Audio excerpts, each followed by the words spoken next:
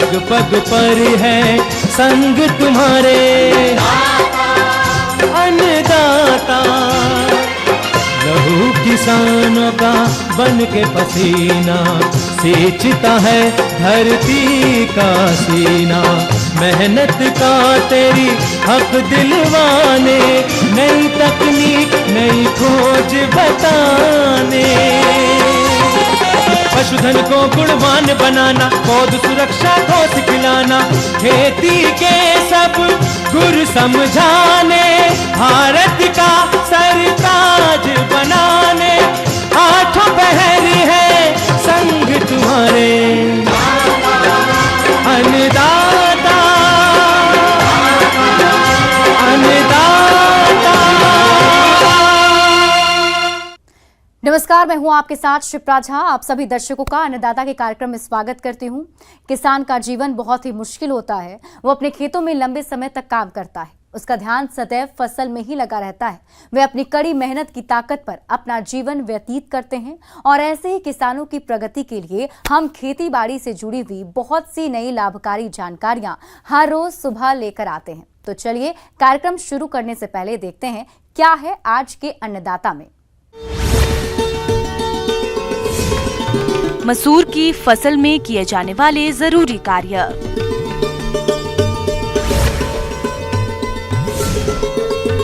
गन्ने की फसल में लगने वाले रोगों की रोकथाम।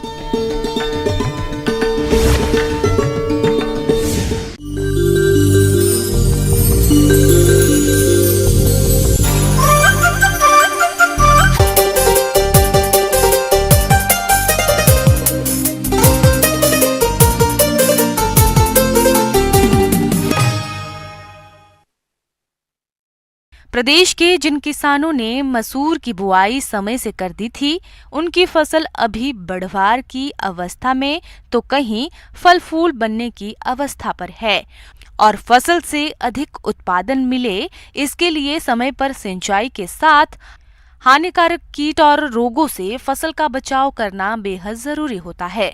तो इन सभी कार्यों को आप कब और किस प्रकार से करें, इस बारे में जानकारी दे रहे हैं कृषि महाविद्यालय पवारखेड़ा, जिला होशंगाबाद के कृषि वैज्ञानिक डॉक्टर धनंजय कठल।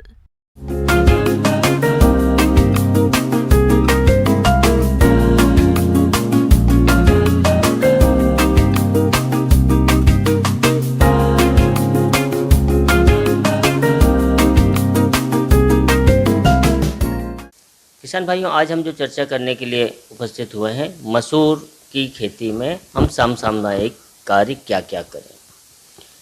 किसान भाइयों, देखा जाए तो मसूर की फसल बहुत ही हमारे प्रॉफिट देने वाली फसल होती है और देखा गया है कि मसूर का हमेशा रेट बहुत अच्छा मिलता है। जिन किसान भाइयों के यहाँ मसूर की फसल लगी हुई है, उनको कुछ बातों का ध्यान यदि वो रखते हैं तो बहुत ही अच्छा उत्पादन लेते हैं। सबसे पहले तो हम बात करें तो जिन किसान भाइयों ने लगा रखा है वह सबसे पहले किसान भाइयों, खरपतवारों द्वारा मसूर की फसल में 25 से 35% तक उपज में कमी आने की संभावना बनी रहती है। ये कमी फसल में खरपतवारों की सघनता पर निर्भर करती है, इसीलिए इनका नियंत्रण करना बेहद जरूरी हो जाता है। तो मसूर की फसल में यांत्रिक विधि से खरपतवारों को नियंत्रित करने के लिए खड़ी फसल में समय समय पर निराई गुड़ाई करके फसल को खरपतवारों से मुक्त रखें, जिससे फसल की उचित बढ़वार हो सके। दूसरी मैं बात करूंगा, अभी जो समय आ गया है, फूल की अवस्था में आ चुका है, कुछ किसान भाइयों के यहाँ घेंटियां बनने लगी हैं।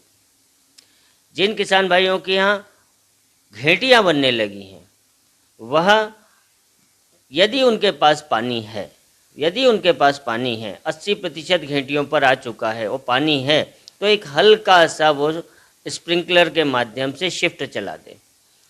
हल्की शिफ्ट चलाने से दाने में अच्छा भराव होगा, दाने का वजन आएगा, चमक आएगी। किसान भाइयों, मसूर की फसल को माहू कीट और इल्लियों द्वारा अधिक नुकसान पहुंचाया जाता है। जिसकी वजह से फसल के उत्पादन में भारी कमी आती है और किसानों को आर्थिक नुकसान झेलना पड़ता है। इसीलिए आप इनकी पहचान करके समय रहते नियंत्रण करें। यहाँ पर यदि हम बात करें कि मसूर की फसल में, तो इसमें हमें इल्लियाँ यदि आ रही हैं तो उसके लिए हम टी आकार की खूंटियों का प्रयोग करें। 25 खूंटियाँ, 25 से 30 खूंटियाँ प्रति एकड़ के हिसाब से लगाएं, जिससे चिड़िया उस पर बैठ सके। ऐसी व्यवस्था, खूंटियाँ नहीं हो तो कोई पौधे की डंडियाँ होती हैं उनको गाड़ दिया जाए जिसमें चिड़िया बैठ सके और वह अपने आप इल्ली को पकड़ती हैं, नेचुरल कंट्रोल करती हैं। नहीं हो तो रस्सी बांध दें, कोई दिक्कत नहीं, रस्सी में बैठेंगी चिड़िया और वह इल्ली को बांध सकते। फेरोमोन ट्रैप लगाएं, फेरोमोन ट्रैप लगाएं। फेरोमोन ट्रैप लगाने से यह है कि तितलियां जो हैं वह उसमें फंसती हैं और हमें मालूम पड़ जाता है कि इल्ली का प्रकोप हुआ है कि नहीं हुआ है। किसान भाइयों, यदि आपकी फसल में इल्लियों का प्रकोप आर्थिक क्षति स्तर से अधिक है तो उनके रासायनिक नियंत्रण के लिए आप इंडोस्का कार्ब दवा की 1 मिलीलीटर मात्रा को प्रति लीटर पानी के हिसाब से घोल बनाकर छिड़काव करें, जिससे इन इल्लियों का नियंत्रण आसानी से हो जाता है। दूसरी मैं बात करूंगा, जिन किसान भाइयों के यहाँ अभी छोटी अवस्था में है, फूल से पहले की अवस्था, तो वहाँ पर माहू की बहुत बड़ी समस्या आती है। शुरुआती दौर में माहू की समस्या आती है, तो नीम तेल 5 ml प्रति लीटर के हिसाब से घोल बनाकर स्प्रे कर सकते हैं जब वो वानस्पतिक वृद्धि की अवस्था में है। यदि वो और बढ़ गया है, उसकी वानस्पतिक वृद्धि ज़्यादा हो गई है, फूल के जस्ट पहले की अवस्था है, तो उस समय आप इमिडाक्लोप्रिड या थायोमेथेक्सेम 1 मिलीग्राम प्रति लीटर के हिसाब से उसका घोल बनाएं और उसका एक स्प्रे। आप निश्चित ही एक स्प्रे से काम नहीं होता। कभी भी किसी भी केमिकल का यदि आप स्प्रे कर रहे हैं तो एक स्प्रे के बाद 15 दिन के बाद एक स्प्रे और अवश्य करें, जिससे 100% कंट्रोल की स्थिति हो। किसान भाइयों, मसूर की फसल का सबसे हानिकारक रोग है उकठा, जिसे हम विल्ट के नाम से भी जानते हैं। इस रोग के प्रकोप से फसल के उत्पादन पर बुरा असर पड़ता है।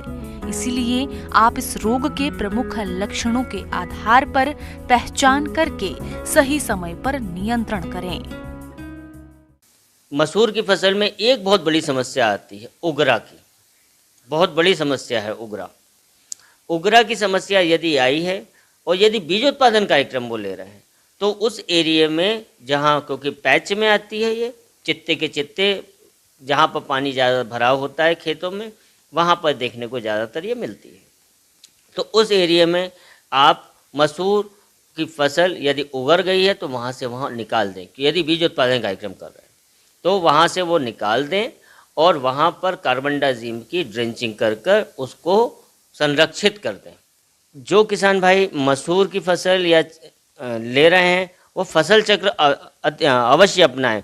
फसल चक्र अपनाने से हमारे मृदा में जो पोषक तत्व हैं उनका भी एक अच्छा नियंत्रण होता है। नीचे के तत्व और ऊपर के तत्व, मसूर की फसल नीचे के तत्वों को लेती है, जिससे कीट व्याधियां भी कम लगेंगी। हमारा जो खाद है और जो भूमि का जो उर्वरक शक्ति है वह अच्छी बनी रहेगी। किसान भाइयों, अब लेते हैं एक छोटा सा ब्रेक।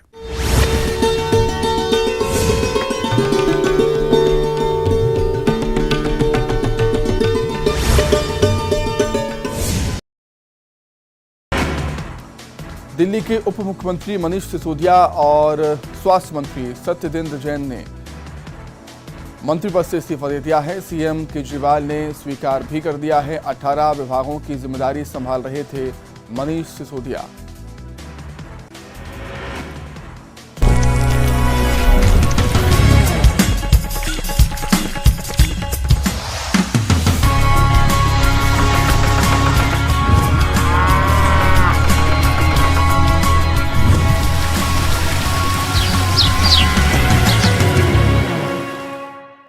ब्रेक के बाद आप सभी दर्शकों का अन्नदाता में स्वागत है।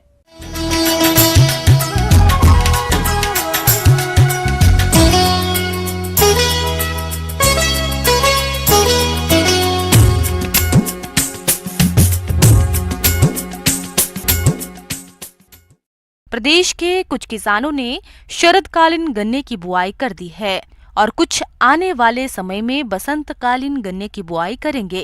लेकिन शरदकालीन गन्ना हो या फिर बसंतकालीन गन्ना, दोनों में कई प्रकार के रोगों का प्रकोप होता है जो कि फसल की बढ़वार को बाधित करते हैं। इसीलिए समय रहते इनकी रोकथाम करना बेहद जरूरी होता है, जिसके बारे में बता रहे हैं पौध रोग विशेषज्ञ डॉक्टर RN गुप्ता।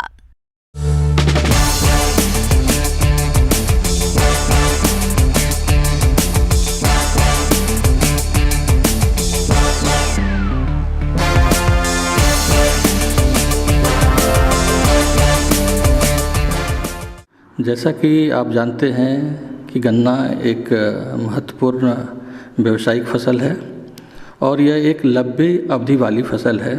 इसमें इसकी जो अवधि है वो करीब करीब साल भर इसमें लग जाते हैं तैयार होने में। तो इन दौरान अनेक प्रकार का जो है बीमारियों का सामना करना पड़ता है। गन्ना नकद आमदनी देने वाली फसल है, जिसकी बुआई कर देने के बाद देख रेख में ना तो अधिक खर्च आता है और ना ही अधिक मेहनत करनी पड़ती है। लेकिन इस फसल में अगर रोग लग जाएं, तो भारी नुकसान हो जाता है, क्योंकि रोगों के लगने के बाद खड़ी फसल में दवाओं के प्रयोग में बड़ी कठिनाई आती है और रोगों का नियंत्रण भी ठीक से नहीं हो पाता है। इसलिए बुआई के समय ही रोगों का समाधान कर लें। आइए रोगों के बारे में पहले जान लेते हैं। तो सबसे पहले मैं लाल सड़न रोग की बात करता हूँ। इसको रेड रॉट डिजीज कहते हैं। यह एक फफूंद जनित रोग है। ये क्लोटोट्राइकम फाल्केटम के द्वारा होता है। गन्ने का कैंसर भी कहा जाता है। तो इससे प्रायः प्रतिवर्ष 20% के आसपास इससे नुकसान पहुंचता है। और जो इसका लक्षण है, ये जो प्रारंभिक लक्षण जो है, सबसे पहले ऊपर की जो तीसरी और चौथी जो पत्तियां बनती है ऊपर से, उसमें ये मुरझाना शुरू होती है और मुरझा के पूरी तरह से सूख जाती है। कालांतर में ऊपरी के जितनी भी भाग है सारी पत्तियां वो सूख जाती है और जो तना है उसका रंग भी फीका पड़ने लगता है। तो हम तना को जब हम बीज से चीरते हैं तो जो उसका बीज का रीजन है, पिथ रीजन, वो लाल हो जाते हैं।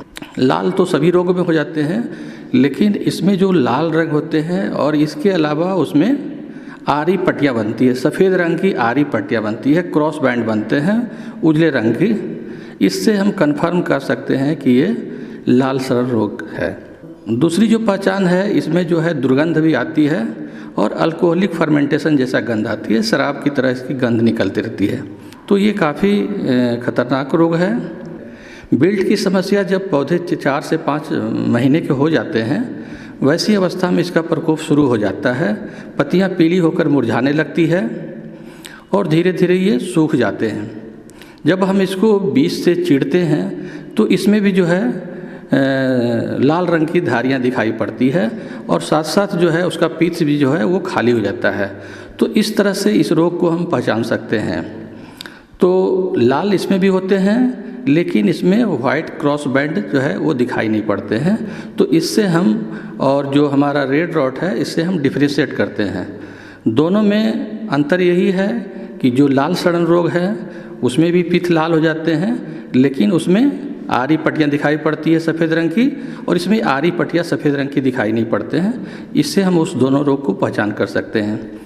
ये रोग बीज, मिट्टी, हवा और अन्य कई माध्यम से फसलों पर आते हैं, इसलिए बुआई के समय इनके प्रबंधन पर विशेष ध्यान दें। सबसे पहले बीज ऐसे लें जिसमें रोग नहीं आते हों। उसके बाद बीज का उपचार करें। बीज के उपचार रोगों से बचाव के लिए बहुत ही जरूरी है। ये जितनी भी बीमारियां हैं, ये हमारे जो सेट हैं, जो लगाते हैं, जो पोड़ियां लगाते हैं, उसमें से ये बीमारियां फैलती है। तो सबसे पहले है कि हम स्वस्थ सेट का चुनाव करें, स्वस्थ रोगरोधी किस्म का चुनाव करें, और जो सेट है उसको हमको ट्रीट करके लगाना है। क्योंकि अगर हम ट्रीट करके नहीं लगाएंगे तो निश्चित में कालांतर में ये बीमारियां का प्रकोप हो जाता है। तो सीड ट्रीटमेंट के लिए जो मर्क्यूरी क्लोराइड से रिलेटेड जो भी है, फंजीसाइड, एरेटान एगलोल से 0.2% के आसपास से 0.2% सॉल्यूशन बना के उसका हम 10 से 15 मिनट तक उसमें डाल के छोड़ते हैं और उसके बाद हम उसको लगाते हैं। और दूसरी दवा जो है आप इसको बेविस्टिन से भी लगा सकते हैं ट्रीटमेंट करके। उसमें भी जो है 2% 0.2% सॉल्यूशन लेते हैं और उसमें डीप करके 10 से 15 मिनट के बाद फिर उसको उपचार करके ही हम लगाते हैं। तो अगर इस तरह से अगर उपचारित करेंगे तो कालांतर में बीमारियां का प्रकोप मतलब कम जाएगा। आगे और भी है खेती बाड़ी से जुड़ी हुई बहुत सी रोचक जानकारियां। यहां रुकेंगे एक और छोटे से ब्रेक के लिए।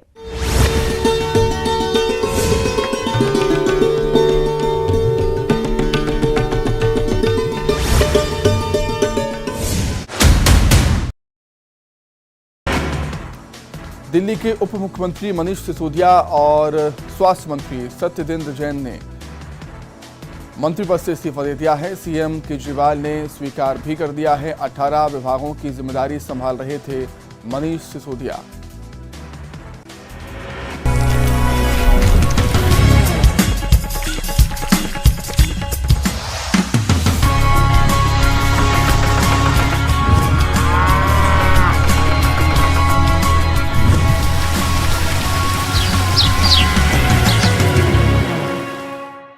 ब्रेक के बाद एक बार फिर से आप सभी दर्शकों का अन्नदाता के खास कार्यक्रम में स्वागत है।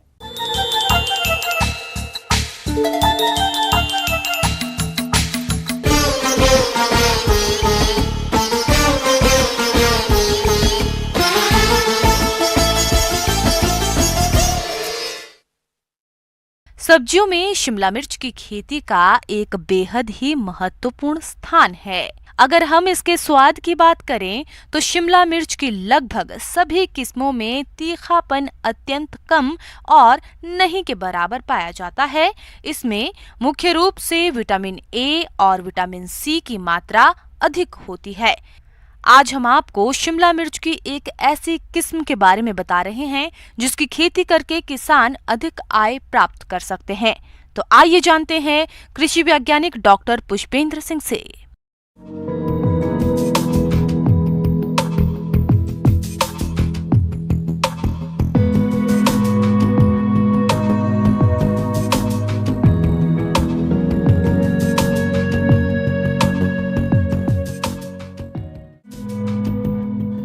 आज के समय में हर किसान चाहता है आमदनी बढ़े।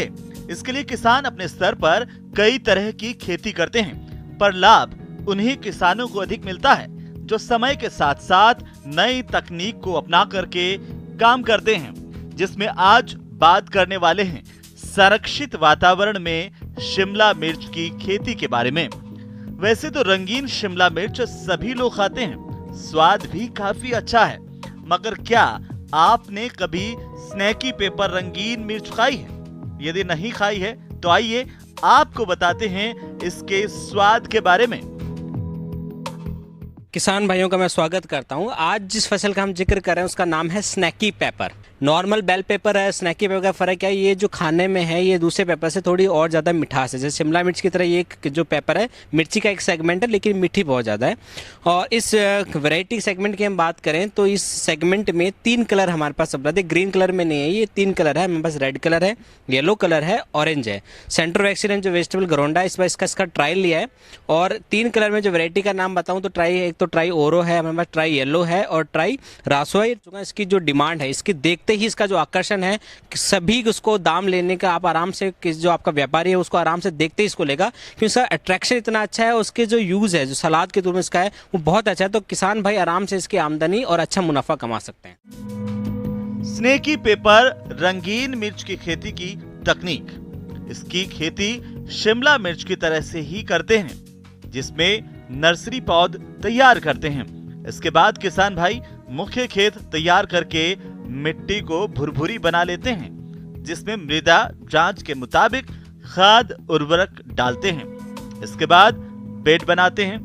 बेड से बेड की दूरी 2 मीटर रखते हैं। पौधे से पौधे की दूरी 40 सेंटीमीटर और कतार से कतार की दूरी 30 सेंटीमीटर रखते हुए पौध लगाते हैं। किसान भाइयों को सबसे पहले क्या करना है, अपना खेत जो तैयार करना है, मिट्टी को एकदम भुरभुरी कर ले और कम से कम जो बेड है, बेड की जो हाइट है वो बहुत प्रॉपर है, कम से कम 20 सेंटीमीटर उसको ऊंची रखनी है, बेड से बेड की दूरी 2 मीटर रखनी है। फिर किसान भाइयों को जो उसको लगाने का जो समय है वो अगस्त के माह में, इसको लगभग 26-25 जो अगस्त है उसके उस माह में इसको खेत के अंदर ट्रांसप्लांट कर देना है। पौधे से पौधे की दूरी 40 सेंटीमीटर रखनी है और लाइन से लाइन जो कतार से कतार की दूरी है वो 30 सेंटीमीटर रखनी है। किसान भाइयों, स्नेकी पेपर रंगीन मिर्च की खेती से अधिक पैदावार लेने के लिए फसल लगाने से लेकर फसल तुड़ाई तक के कार्यों को समय समय पर करना जरूरी होता है। तो वे कौन कौन से कार्य हैं और किस तरह से करना है, चलिए इस बारे में जानते हैं। किसान भाइयों को मैं पहले बताऊं, जो इसमें कलर कैप्सिकम हम लगाते हैं उसके अकॉर्डिंग ही इसमें खाद पानी का ध्यान रखना है। जैसे पहले आप जब खेत तैयार करें तो डीएपी और जो आपका यूरिया है वो आपका कम से कम, अगर 1 एकड़ के अंदर 50 किलो का इकट्ठा इस्तेमाल कर सकते हैं वो आपके एरिया के आधार पर। फिर आपको जो देना है वो ड्रिप जो सिंचाई है, बूंद से बूंद सिंचाई के साथ आपको फर्टिगेशन शेड्यूल रिकमेंडेशन के अकॉर्डिंग देना है। इसी मैं बताना चाहूँगा, जो अगर आप शिमला मिर्च उगाते हैं, जो इंटरकल्चर ऑपरेशन जो क्रियाएं आप शिमला मिर्च में करते हैं वही की वही आपको इसके स्नैकी पेपर के अंदर करनी है। बंधाई का काम है, आपको बांस है, ये साइड के अंदर जो हमने बांस लगाया है ये ताकि क्रॉप को सपोर्ट मिल सके। तो ये क्रियाएं जो आप शिमला मिर्च में करते हैं सेम की सेम क्रियाएं। अब मैं बात बताना चाहूँगा कि शिमला मिर्च और इस सेगमेंट में फ़र्क क्या है आपको बताऊँ। जब हम कभी कलर्ड कैप्सिकम हम लगाते हैं, कलर शिमला मिर्च जैसे हम बोलते हैं, वो लगाते हैं तो वो प्लांटिंग के बाद में कम से कम 110 दिन बाद में वो मार्केट में आती है। लेकिन यही स्नैकी पेपर जो है 80 दिन के अंदर आपकी मार्केट में पहुंच जाएगी और सेम कलर है। कलर का होने का ये होटल है, जो आपका व्यवसाय, जो आपके रेस्टोरेंट्स हैं, इनके अंदर इसकी अच्छी खासी डिमांड रहेगी। बात करूँ स्वाद की, तो जैसे कि आपने भी एक सो खा के देखा, मैंने भी सो खा के देखा, ये बहुत ही मीठा है। आप आराम से इसका अचार भी डाल सकते हैं, इसको सलाद के रूप में आप डायरेक्ट कंज्यूम भी कर सकते हो। मार्केट में इसका कलर अपीयरेंस इतना अच्छा है कि दिखते ही ये बिक जाएगी आपके। एक पौधे से, मैं अगर आपके इसके उत्पादन की बात करूं तो एक पौधे से कम किसान भाई 3 से 3.5 किलो पैदावार किसान भाई इसमें से ले सकता है। और दूसरी बात इसका फायदा ये कि अर्ली है, ये कलर्ड कैप्सिकम से ये अर्ली मार्केट में आ जाएगी, तो एक तरह के अल्टरनेट के तौर पे इसको देखा जा सकता है। साइज का मैं फर्क करूं तो इसका जो है ये लॉन्ग फॉर्म में होगी, ये लॉन्ग फॉर्म में जाएगी, ये पेपर के फॉर्म में, क्योंकि मैंने पहले बताया किसान में ये गोल नहीं होगी, ये लंबे के फॉर्म में आएगी और मोटी होगी और इसका जैसे बीज की मात्रा बहुत ज़्यादा कम होगी लेकिन मिठास उतना ही अधिक होगा। तो आप सभी किसान भाई इसको अडॉप्ट करें और इससे अच्छा खासा आपकी आमदनी में बहुत फायदा होगा। तो इसको ज़्यादा से ज़्यादा अपने किसान भाइयों जो साथी लोग उनको पहुंचाएं और खुद भी आप इस खेती करें और लाभ उठाएं।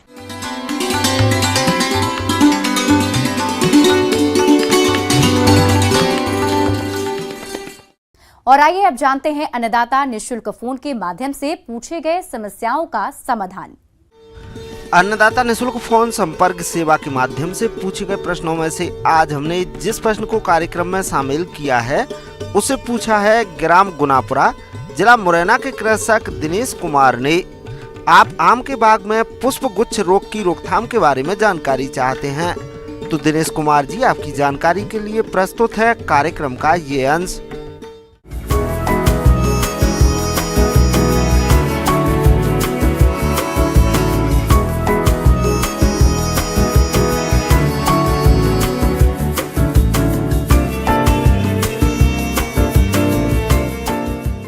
किसान भाई, सबसे पहले हम आपको ये बताना चाहेंगे, आज मैंगो में एक बहुत ही कह सकते हैं कि ज़बरदस्त जो बीमारी लगती है, खास करके मैंगो मालफॉर्मेशन, उसके बारे में आपको जानकारी दूंगा। क्योंकि ये बीमारी जब सीजन में आ जाता है तो उपज में 70% तक, 70% तक कह सकते हैं उपज में कमी आ जाती है। तो मैंगो मालफॉर्मेशन वास्तव में इसके कई कारक है जिसके कारण से ये मैंगो मालफॉर्मेशन खास करके मैंगो में देखने को मिलता है। सही अर्थ में पूछा जाए तो मैंगो मालफॉर्मेशन फफूंद के द्वारा भी होता है, मैंगो मालफॉर्मेशन वायरस के इन्फेक्शन के कारण भी होता है, मैंगो मालफॉर्मेशन माइट के अटैक के कारण भी होता है। तो इसके कई कारक है, इस तरह से कह सकते हैं कि मैंगो मालफॉर्मेशन के कई कारक हैं जिसके कारण से मैंगो मालफॉर्मेशन होता है। मैंगो मालफॉर्मेशन में जनरली फफूंद के कारण देखा गया होता है। एक फफूंद जो फ्यूजेरियम नामक एक फफूंद है, फ्यूजेरियम मोनलीफॉर्मी, उसी फफूंद के कारण से ये बीमारी देखने को खास करके मिलती है। आम का गुच्छा रोग आम के वृक्षों पर होने वाला एक रोग है। प्रायः इस रोग के कारकों में फुजेरियम नामक फफूंद के कारण होता है, किंतु अनेक विशेषज्ञों का मत है कि इस रोग का कारण पौधे में होने वाले हार्मोन का असंतुलन है। गुच्छा रोग से ग्रसित आम के पेड़ में पत्तियों एवं फूलों में असामान्य वृद्धि एवं फल विकास अवरुद्ध हो जाता है। इस रोग के कारण आम के उत्पादन में कमी होती है। आम की टहनी पर एक पट्टी के स्थान पर अनगिनत छोटी छोटी पत्तियों का गुच्छा बन जाना, तने की गांठों के बीच अंतराल अत्यधिक कम हो जाना, पत्तियों का कड़ा हो जाना, बाद में यह गुच्छा नीचे की ओर झुक जाता है जो बंची टॉप जैसा दिखता है। इसके लक्षण पौधों में खासकर दिखाई पड़ते हैं। जनरली देखा जाता है नवंबर दिसंबर महीने में ही इसका अटैक शुरू होता है, लेकिन यह विकराल रूप ले लेता है जब मैंगो में फ्रूटिंग होने की अवस्था आती है, या कह सकते हैं मैंगो में जब मंजर बनने की अवस्था आती है। उस समय जनरली देखा जाता है कि खास करके इसके फूल में, फूल मतलब कहने का मतलब है जहाँ पर नए नए जिसको जो फूल निकलते हैं, या कसते जहाँ नया नया उसका जो मंजर आता है उस जगह वो ज़्यादा देखने को मिलता है। जैसा कि नाम से क्लियर है, मैंगो माल फॉर्मेशन, मैंगो के जो माल फॉर्मेशन जो हो रहा है, या कह सकते हैं जो भी जहाँ मंजर बनता है उसी में कुछ काले काले जैसे लगता है कि झुंड में खुद दिखाई पड़ रहा है, जिसके कारण से उपज में भारी कमी आती है। इसके कारण से देखा गया है जो सूट है, खास करके जो उसके तने जो कह सकते हैं जिसमें कि जो मंजर लगता है उसमें उसका नॉर्मल ग्रोथ नहीं हो पाता है। तो सूट जनरली जो बोलते हैं हम लोग हैं, उस सूट का नॉर्मल ग्रोथ नहीं होता है, या कह सकते हैं दो इंटरनोड का जो दूरी है वो धीरे धीरे कम हो जाता है इस मैंगो माल फॉर्मेशन के कारण से। और ठीक से पत्ते भी अच्छे नहीं बन पाते हैं, पत्ता का साइज भी छोटा हो जाता है। फूल उसमें जो फूल काला काला फंगस के रूप ले लेता है, या कसते काला काला पदार्थ के रूप में उसका रूप ले लेता है, जिसके कारण से मंजर बनते नहीं हैं। तो इस तरह से मैंगो माल फॉर्मेशन जो खासकर देखा गया है फ्लोरल पार्ट पे होता है, जनरली देखने को मिलता है, या फूल वाला भाग जो होता है खास करके, तो उसके कारण से ठीक से आम बन नहीं पाता है, और कह सकते हैं कि इस तरह से उपज में भारी कमी आ जाती है।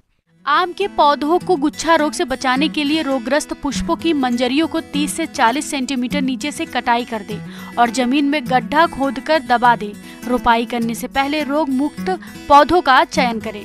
प्रारंभिक अवस्था में जनवरी फरवरी माह में ग्रसित पुष्पों बौर को तोड़ दे एवं अधिक प्रकोप होने पर NAA 200 ppm की 900 मिलीलीटर प्रति 200 लीटर पानी में घोलकर छिड़काव कर लें। तो अब इसके निदान के बारे में मैं आपको किसान भाई बताना चाहूँगा।